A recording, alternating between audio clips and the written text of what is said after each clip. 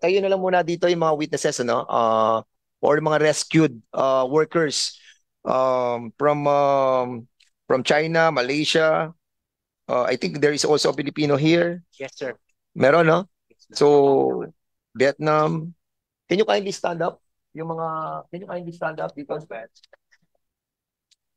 please stand up and Stand up. hindi naman po kayo mga akusado dito. I hope you understand my English. Kayo po ay mga rescued workers that this government will be protecting. Okay, Comsec, please take the oath. 就是等一下现在是做一个宣誓嘛，然后待会还会就是访问我们，就是说在里面就是的经过，就是我们工作受到怎么样的对待或者怎么样的，好，是给他们讲解一下。Daylan, please follow the statement of our Comsec on taking their oath, no? Okay. You are not rescued. No. Rescued ka din. So you take your oath as well. Okay. Okay, please put your right hand. Okay, sir. And then you follow her Okay. on her English statement, then Okay. you translate it in Chinese. Okay. Okay. 就是刚刚你们的名字嘛，那 John 还有 Nick 还有Mr. Chair, I think for they are under protective custody, I believe. So I don't think it's necessary for them to mention their. All right. Okay, go. Just proceed without stating the name. Do you swear to tell yeah. the truth, 就是你宣誓就是发誓，对吧？the whole truth, 全部都是属实的， and nothing but the truth? 就是没有说谎，就是说所有的东西都是属实的哦。In this investigation, 在这个讲座会上。 thank you. Please take your seat. Daylan, tell them that we are doing this to protect them, and also to protect the rights while they're here in the Philippines. Okay. Mr. Chair, may I Dr. provide, Wilson, now you can proceed. sir, may I provide a context first? We have 5 foreign nationals. One was rescued from Bamban, Tarlac. Now, he was rescued upon the request of the Malaysian Embassy. We also have 4 Chinese nationals rescued from Porac, Pampanga. And we have 1 Filipina rescued from Myanmar. We presented the Myanmar victim to be able to provide context to the committee that the problem of scam farms is not just limited to the Philippines, but this is an inter-ASEAN problem. So, Mr. Chair, I would give the mic to the translator, Mr. Dylan. Yes, go ahead. Please proceed, Mr. Dylan. By the way, Dylan is not your real name. It's your English name, right? Dylan. Yeah, okay, go ahead. Nicknames.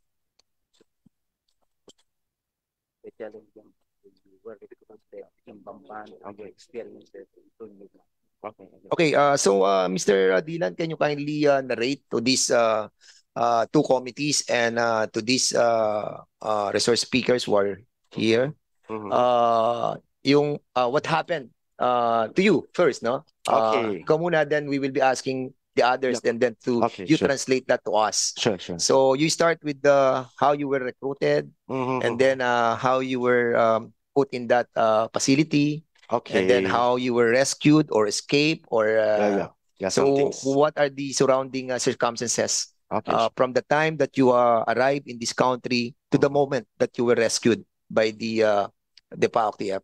Okay. Please proceed. Okay, actually, I came in Philippines since 2021. Okay, that one is I travel in Dubai, and then transfer because our own company there already transfer over here. Okay, after that, okay, why I will be in Bamban Tarlac? Okay, when February 10th, that one is almost Chinese New Year. I will meet up in our friends. That one is my old colleague when I meet in Philippines here. And then when I arrived there, okay, in Bamban Tarlac, the place there, and then I just maybe in the dinner, we will get the dinner at that time. Okay. And then he told me to wait in the domestary there. He said he will go to do something and then come back later. And then I just wait until around 30 minutes after. The office, like the in charge, maybe the admin or anything, is coming to calling me, and then go to the supervisor place, and then he will tell me I need to work in there, and then maybe have I think I already get sell because I have some knowledge for that. If I will go to park, and then it's not allowed to go out, and then them say I need to, and then asking for if I pay maybe the price of that he sell me, then them say it's not allowed. And then actually you need to, how to say, minimum you need to work around half an years. After that, if without the payment, you already pay out the payment, and then I can get like freedoms or something like that. Yeah. So, were you tortured? Okay. When the times when I in Bamban there, and then I already get when I first day, you already give up my phone, my personal phone, and then I lost my contacts, or maybe I just try to, how to say, just save myself until I get the phone, or maybe I find another way for contacts. And then after that, I just try But to. were you tortured? When Have a that one physical is abuse or something? the back, in the back.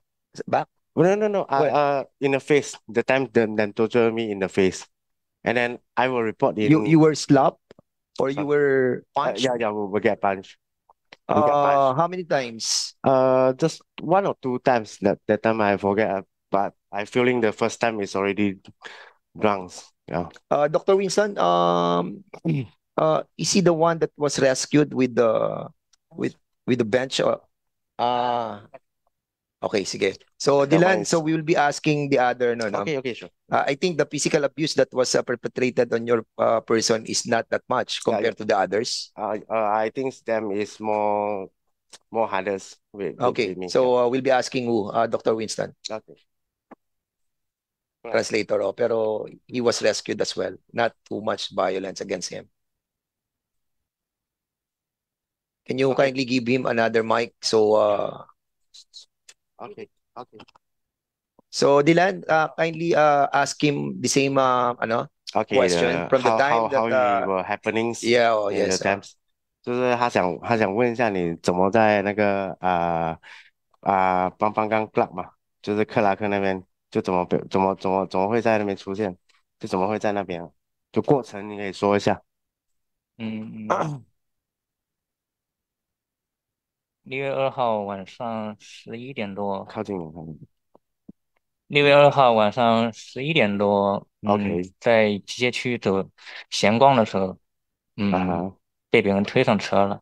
哦，在被别人推上车了。对，6月3号6月12号，6月3号凌晨2点多的时候就发现出現在那個地方。Okay. Can I translate? I need me to translate it, right? Okay. He say actually in June 12th, the time when he working maybe for personal, and then he get some persons is catching him in the road, and then with the small van， 是小车是吗？那种小型面包车或者什么？灰白色的 SUV。哦，白色的 SUV。Oh, have some guys is cashing in the road with the white color SUV, and then after that 过后呢？过后，就拿我的手机呗，然后拿了我的包，然后就拿了你的手机，就上了车就拿你的手机，拿你的包是吧？对。Okay, when he get cash with maybe the criminal or anything, and then he get the phone, the personal phone, and then the bag, all. So in other words, this person was kidnapped and then put into a put into the clubs, the Pampangang there. So how many months? How many months? I think just few days. He say it's a February. More than 5 right? days. 2 days only. Just only 2 days. Just only 2 days. 2 days only. Then he was rescued. Oh, you raided already. Yeah. So he was picked up on a place, some place, and then brought into the Pogo. Mr. Chair, and for the committee, he was kidnapped in Pasay, June 2, if I'm not mistaken. Then he was brought to Porac. Then we rescued him around early morning of June 5. But by the way, you know the story of each and every, right? Can you kindly, you know the story of them, di ba? Better that you speak on their behalf because we will understand more. Mr. Chair, We cannot understand the translator. Di ba? Attorney Congressman Roy Loyola. Mr. Chair, may I know if the victim have executed an affidavit? If Dr. there is, Wilson, please reply. can we ask copy so that we could easily understand the story behind their Yes. Yes, Your Honor. Since most of these are complainants, they have executed their affidavits, and these are with the relevant courts po. But in the absence of those affidavits, now I could recount their story since they were recounted to us to PAOK po. Mr. Chair. Mr. Chair, just a question. Congresswoman So- Pancho. So nakidnap po sila. Yes, ma'am. Did they give money or not? Hindi po. May I, ma'am? Yes, sure. Okay. Dylan, as he was telling his story po, he was sold po.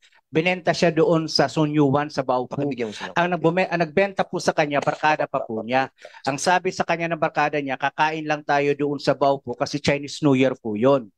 Pero ang nangyari po, binenta po siya sa halagang 300,000. Pero hindi po niya alam. Tapos nung nagpupumilit na po siyang umalis doon sa Baupu, doon sa Porac, doon na po in-inform siya na you have already been sold and you will have to pay off your debt to them. Kinuha po yung kanyang cellphone, tapos yun nga po, sinabihan na po siya na kung kaya mong mabayaran within 6 months, makakalabas ka po. Pero may mga pagkakataon ho kasi na umaalma yung ating witness, kaya siya po'y nabubugbog. Naipagbigay alam po siya sa atin ng Malaysian Embassy sapagkat nakapag-text po siya doon sa company phone, pinakita po niya yung mga bugbog niya dito sa kanyang mukha, yung sinasabi niyang sa kanyang face. Mr. Chair. Mr. Chair, Mr. Chair. I think for Congressman Richard Gomez. I Go think ahead. for us to easily understand yung sinasabi ng taga-PAOK TF, Mr. Chair, maybe if they have videos to show, mas madaling maintindihan ng lahat, Mr. Chair. Yes, I Yes. was about to. Yep. Yes, Mr. I was Chair. about to. Because these 5 Chinese nationals now that was invited, I think hindi naman yun yung video na that was. Hindi ho about to be lahat, presented. isa lang po So, yung nandito. Can you kindly show to us yung mga videos, but not included these people? Kasi hindi naman lahat nung nasa video are what do you call this, mga nag-akusa, di ba? Hindi sila kasama, di ba? Mr. So Chair, can you kindly show to us the videos? yeah, for proper context, Mr. Chair, before we proceed, are we made Yes. to understand that all these witnesses used to work in the same Pogo hub or in different locations? No, Your Honor. 3 worked for Lucky South 99 sa Porac, Pampanga. Yung isa po, yung nauna yung translator natin was from Sunyuan or yung sa Baupu sa Bamban, Tarlac. Yung isa po, yung kababayan natin ay na-rescue po namin sa Myawaddy sa Myanmar po. And all of these witnesses came here in the country to precisely work for Pogo? No, Your Honor. There was pretense. Kasi iba sa kanila, di umano, in-recruit daw po sila bilang mga cook, mga waiter, mga ganoon. Pero nabenta din po sa Pogo, Your Honor. Kaya siguro, Thank you. Attorney, si Sayana, meron tayong mga videos that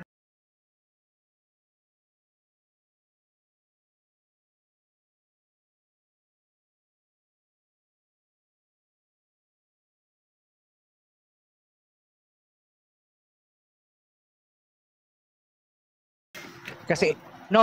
Yung hindi nga pwede. We cannot present in public torture videos of the witnesses, but the others. Mr. Chair, excuse.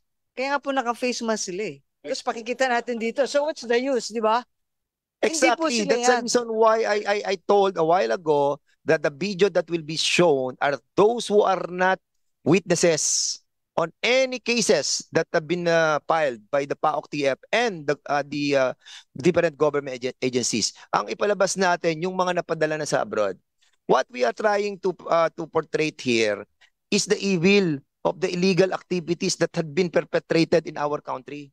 Yes, Your No. Honor. And it was not done by the Filipinos. It was done by other foreigners in cahoots with Filipinos. Okay. Di ba? So, show mo sa amin yung mga videos. Yes, sir. That medyo ako nung napanood ko, medyo talagang offending sa atin eh. Opo. Binabastos nila ang ating gobyerno. Opo. Sige, go ahead. Thank you, Mr. Chair.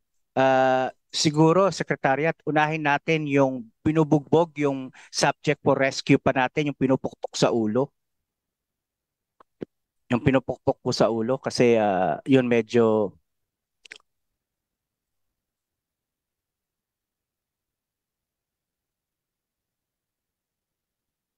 Ito pong unang video nung pinupukpok sa ulo, na-rescue na po ito, nakatakas na po ito, tinatago na po natin ito, and we're hoping to be able to create a story, to be able to depict his actual story, and hopefully maging subject din po ito ng operation.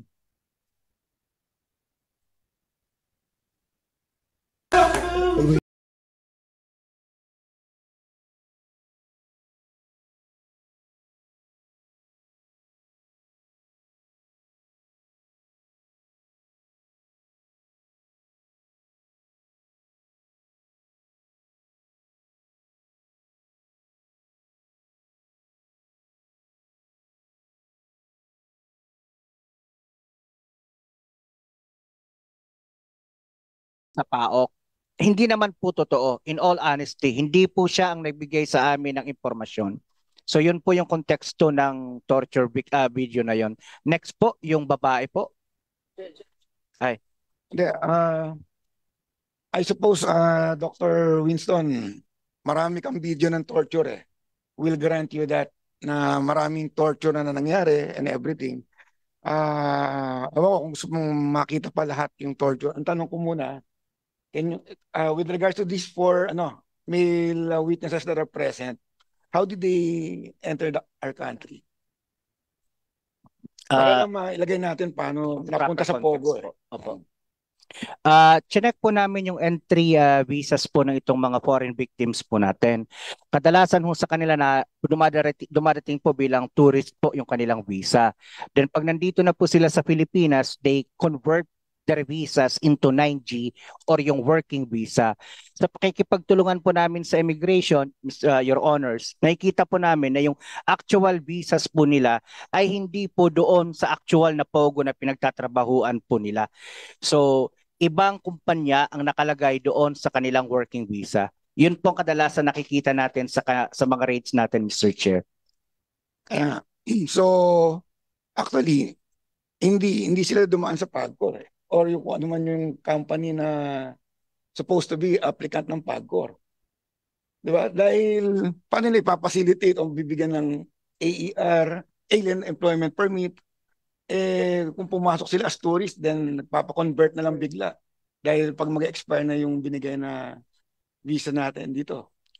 Mr. Chair, nakikipag-ugnayan nga po kami sa PAGCOR sapagkat nakikita namin nila Attorney Jessa na karamihan sa kanila wala ho talaga mga OJEL, di ho ba ma'am?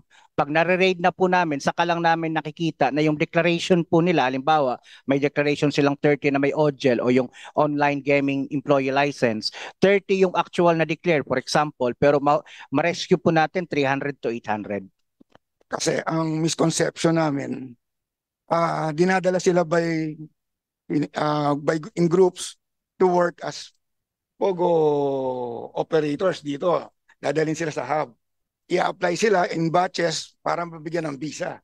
Ito kasi iba yung manner of entry nila, manner of how they were hired or paano ipinasok do sa ganung sitwasyon. Mr. Chair, allow me to provide proper context po.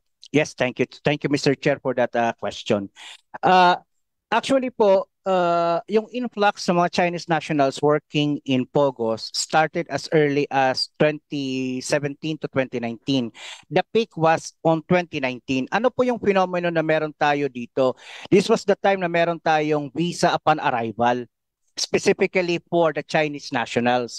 Yung mga visa sa pan-arrival po na yon, sa aming pag-aaral, nakita po namin, nagkaroon ng mga bultuhang conversions po, Mr. Chair. So, pasok po muna sila rito bilang mga turista, grupo-grupo po ang mga yan, pero later on, ang kanilang primary purpose po talaga, hindi maging turista, kundi pumasok po sa Pogo industry. Kaya lang, Mr. Chair, ang naging problema nga po, pag nandun na po sila, grupo-grupong kino-convert yung kanilang tourist visas into working visas, pero fraudulent po yung mga kumpanya na kung saan nakapangalan po yung mga working visas po na yon.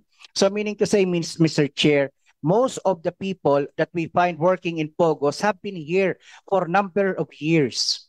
Kagabi nga po, may nakausap ako, 3, 5, 6, 7, 8, 9 years po sila sa Pilipinas na. Okay. Wala tayong dollar representative. No, Mr. Chair. Wait. We just have to finish yung videos. 5 na lang ata yon. I just wanted to present the evil of these illegal activities that was perpetrated. Ano? Isa pa lang yung nakita natin what this chairman this representation wanted is ma-establish lang muna natin yung evil nung ginawang illegal activity na yon. At basically we need to see this, no? So siguro doon muna tayo, and then we will be presenting siguro kasi meron atang isang Pilipino dito. So siya yung ating pakinggan para makita natin kung anong ginawa sa kanya. Sige, go ahead. Secretariat, yung sa babae po ba yung kasunod? Okay. Sige, tingnan po natin yung next torture.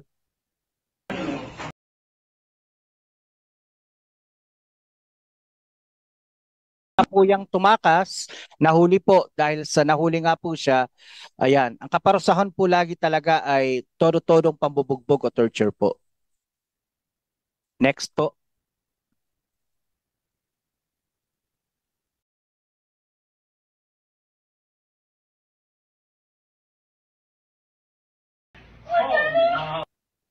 Sila din, ma'am, yung mga boses.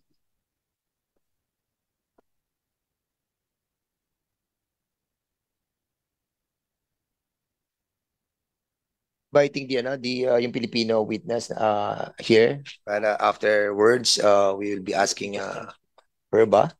Babae ba siya? Yes, sir. Okay. Yes, sir. Sige. Next, please.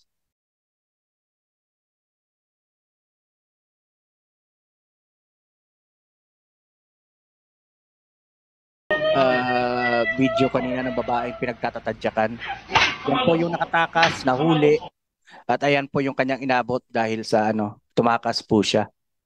Mr. Chair, Okay, Congressman Pancho. pwede paki-request na i-translate yung sinasabi nung nananakit. Siguro si Dilan, no? Dilan, no? Can you kindly translate? Yung iba binibigay sa amin.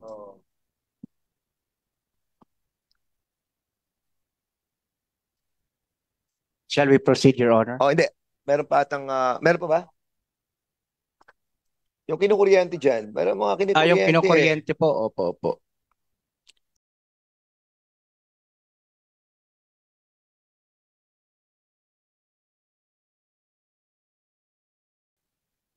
Okay. Sige po.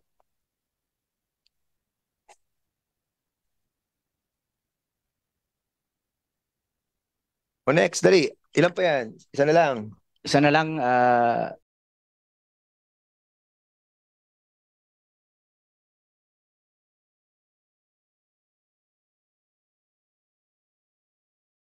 Next. Last po.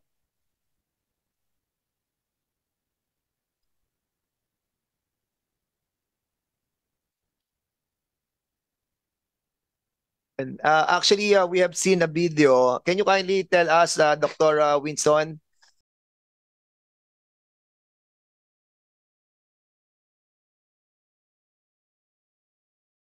Some of us here do not have a low tolerance of, watching all of these tortures, especially women. May we request, Mr. Chair, that we don't no longer show these videos. Remember, we are live streaming on YouTube. And there are kids who may view these videos. Okay. So can we request to the very reason that testimony and stories is enough? Yes, we will do that. Congressman Richard Gomez. Actually, that is the last already, no? Okay, so Congressman Gomez, please. Thank you, Mr. Chair. Gruesome as it may be to show these videos, Mr. Chair, but it is very important for everyone to see what is happening inside the Pogo. Kasi mahirap yung nagkikwentuhan lang tayo eh. Minsan nakakatulog tayo habang nagkikwentuhan. But if people are seeing what is happening inside these Pogo hubs, then you feel the pain, you feel the torture, you feel the illegal activities that are happening inside, and then people are having an understanding. Ano bang ginagawa ng mga ahensya natin sa gobyerno? What are the LGUs doing? What are the PNP people doing? What is the BID doing? What are the accomplishments of the PA, the PAOK agency? All of this, Mr. Chair, that is why, sad as it may seem, pero dapat makita talaga ng tao. But I agree na ang dami nang nakita, then maybe we can already put a stop to this. But actually, we have to understand, Mr. Chair, na itong Pogo na to is really hurting our society. It is corrupting our government. It has become a bedrock of corruption. Actually, a while ago, I was telling this body that we're going to show it. Not only because the direction of the speaker is to have a comprehensive investigation. And when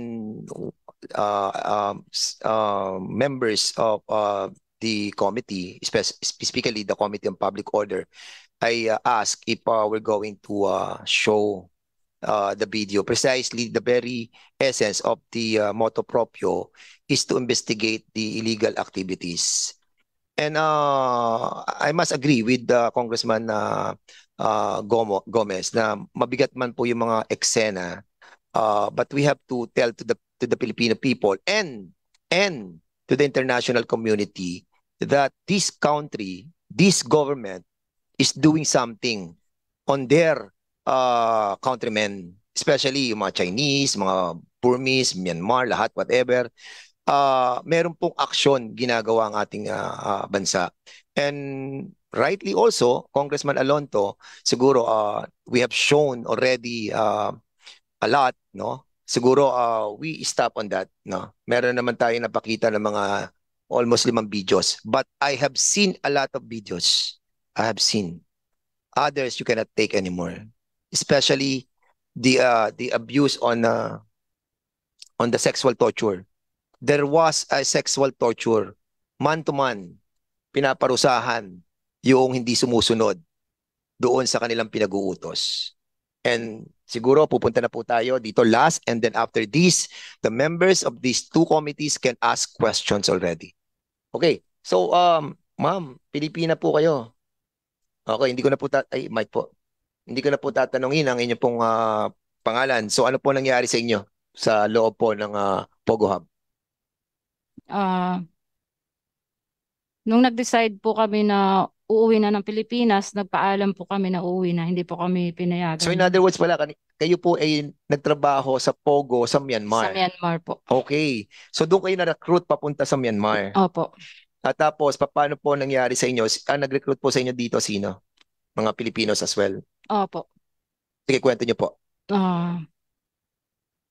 Sa akin po kasi relatives ko Opo. Nag-usap po kami na pupuntahan ko siya sa Thailand, magkasama kami sa Thailand. Pinangkuhan niya po ako na yung may working visa daw after, kasi 6 months lang po yung ano natin sa ibang bansa, di po ba? So, nung pagdating ko po doon po niya ako kinausap na yung magiging trabaho ko, hindi encoder. Kasi dito po sa Pilipinas, as encoder daw po eh. Sales marketing. So, ano naging trabaho niyo po doon? Sales marketing. So, po sa, sales marketing. Ano minamarket po ninyo? Makikipag-chat. Makikipag-chat for, ano yan, parang kukumbinsi mo siya to invest, gano'n? Yes, to invest. Or ito yung tinatawag na lab scam, na-involve ka rin sa lab scam? Opo. Paano ang ginagawa sa lab scam? Meron kayong parang, kasi I heard from PAOK TF na parang meron silang parang template. Opo. May template na binabasa na lang, tapos kinukonvince nyo sila na ma-inlove sa inyo. Opo. Pagdating mo po doon, may papabasa po sila sa iyo na mga script kung paano ka makipag-chat, kung paano ka makikipag-usap sa mga client na mayayaman. Okay. Tapos, syempre po, getting to know each other, sabihin mo po kung papakilala ka, as doon po sa model mo na napili. Tapos magpapangga po na, mayaman ka, lahat isi-share mo yung kung anong yaman ka. Tapos doon, pag napa-inlove mo na siya, doon mo na po siya i-convince na Pero may tatanong ako sa iyo. Kasi it was told sa akin that doon sa hub, ando na yung mga meron kayong parang template na rin na may restaurant, merong gym. Kumbaga, pakikita mo doon sa nalabs ka mo na nag-gym ka, o kaya kumakain ka sa restaurant, o kaya nasa swimming pool ka, o kaya nasa kama ka. Lahat po. So lahat yung parang studio. Opo. Na kung saan, pupunta ka na lang doon para makumbinsi mo yung ma-scam mo para mag-invest sa'yo. Opo. May model din po kami. Iba po yung nakikipag-usap. So yung mga model, pinakikita nyo sa video chat or pinakikita nyo lamang sa picture? Pag makikipag-usap na po. So may mga model call din kayo na mga na nandun din sa hub. Opo. Na magagandang babae? Meron po silang computer na yung kausap po nila dun na model namin, iba po yung magiging sa computer. Kung ano po yung napili mong model sa Instagram. May computer po sila na gano'n. AI, ang galing, ano? Opo. Okay, so yun yung love scam. Opo. At yung investment scam, pag nakuha na mo na sila ng pera. Pag napa-inlove mo na po siya, syempre po makakukonvince siya na mag-invest sa cryptocurrency. Oo. So may Bitcoin. Opo. Okay. Through cryptocurrency po. Okay, so yun ang ginagawa mo? Opo, ako po yung nakikipag-chat, nakikipag-usap sa kanya. So pag nakausap ko na siya, napa-inlove ko na siya, kakausapin ko po yung model, makikipag-video call siya. Okay. Yung paano ka tinorture? Nung na po, 6 months, dapat po magpapaalam na po ako kasi nagkasakit din po ako doon. Na-torture ka ba? Opo. Ako Ano po ginawa yung sa'yo? sa babae na pinaka-torture po doon. Okay. Opo. Sige. Nung nagpaalam na po kami, nag-decide na umuwi, syempre hindi po sila papayag kasi kung uuwi kayo, magbabayad kayo ng 7,000 USD. Okay.